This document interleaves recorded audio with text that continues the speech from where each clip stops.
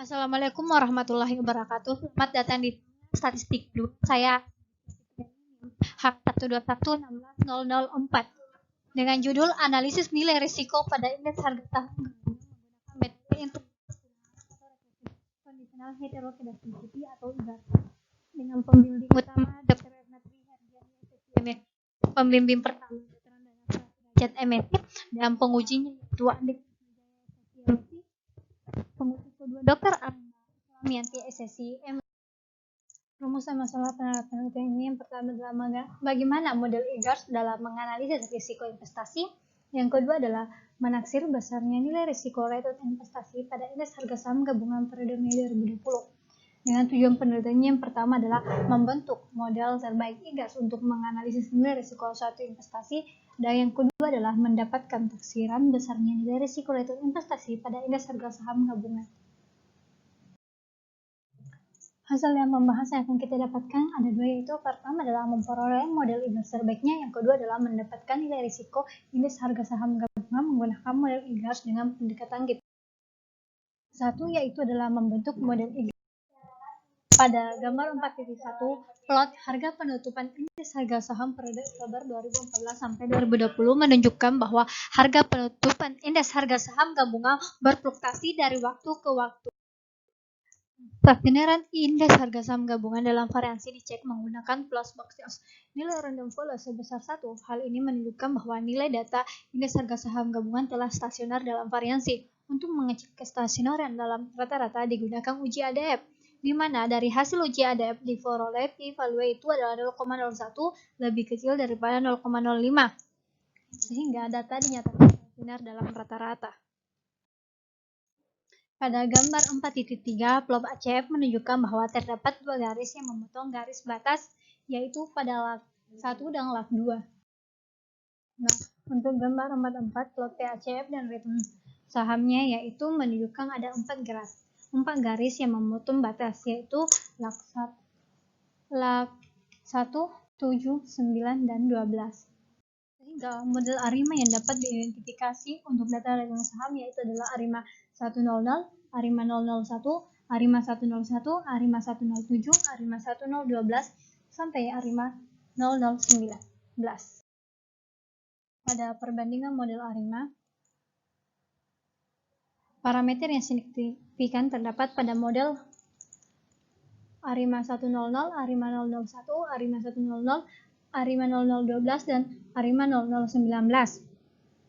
Dengan model terbaik yang memiliki AIC yang paling kecil yaitu adalah ARIMA 101, yang merupakan nilai terkecil dibandingkan model lainnya. Jadi, model terbaik yang dipilih berdasarkan nilai AIC yang terkecil adalah model ARIMA 101. Selanjutnya yaitu adalah uji heterokedastisitas untuk mengetahui kondisi heterokedastisitas pada data. Kondisi hetero ini adalah kondisi di mana pergerakan data yang tidak homogen berdasarkan kriteria uji penolakan Hanol. Jika nilai p-value lebih kecil dari alfa, di mana di sini p-value-nya adalah 0,0 yang lebih kecil daripada 0,05 yang berarti terdapat efek ARGARS dalam residual, di mana hal tersebut menunjukkan bahwa adanya efek pemodelan GARS ini. Kita menggunakan plot ACF dengan data residual kuadrat model ARIMA 101. Juga model PACF dari data residual kuadrat model ARIMA 101. Pada gambar 4.5 dan gambar 4.6 dipilih lag 1 dan 2 dan 3 sehingga diperoleh model tentatif yang terbentuk, yaitu GARS 11 sampai GARS 3. Nah, dari tabel 4.3 ini untuk parameter yang signifikan ada pada model GARS 11, GARS 12, GARS 21, dan GARS 31. Model GARS 11 merupakan model terbaik dengan nilai AIC yang paling kecil dibandingkan dengan model lain dari GARS yang signifikan.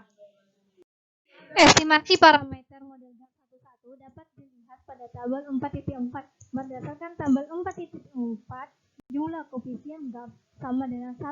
Karena jumlah semua koefisien GARS sama dengan 1 menunjukkan bahwa pada model tersebut terdapat akar unik.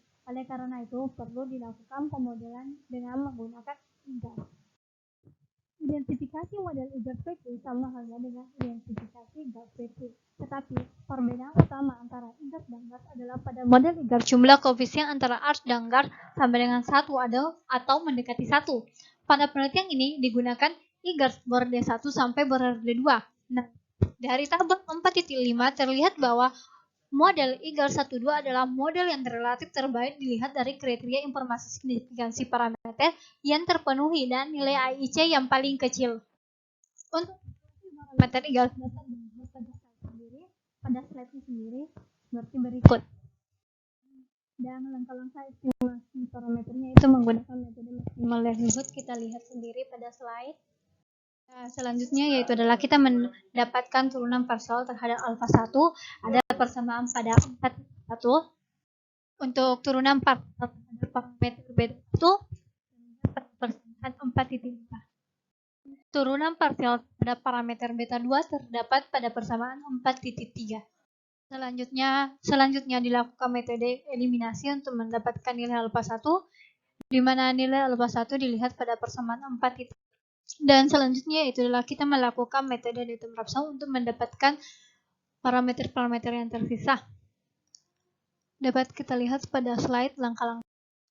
Sehingga berdasarkan tabel 4.6 diperoleh persamaan untuk model IGARS 12 maksud saya di sini yaitu sebagai berikutnya. Nah, langkah kedua dalam penelitian ini adalah kita menentukan value at risk dengan model IGARS dengan pendekatan GPD.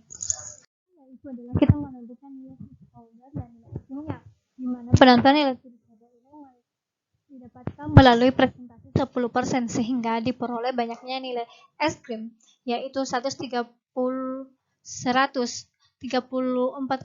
yang dibulatkan menjadi 135 sehingga nilai thresholdernya yaitu ada pada urutan ke-6, urutan ke-136. Untuk uji konsisten distribusinya kita menggunakan uji Kolmogorov-Smirnov, di mana keputusan yang kita terima yaitu adalah H0 diterima, artinya data ekstrim berdistribusi GPD. Untuk estimasi parameter GPD, kita menggunakan metode maksimal likelihood. Langkah-langkahnya adalah seperti pada slide sendiri. Di sini kita mencari turunan pertama dari parameter C-nya.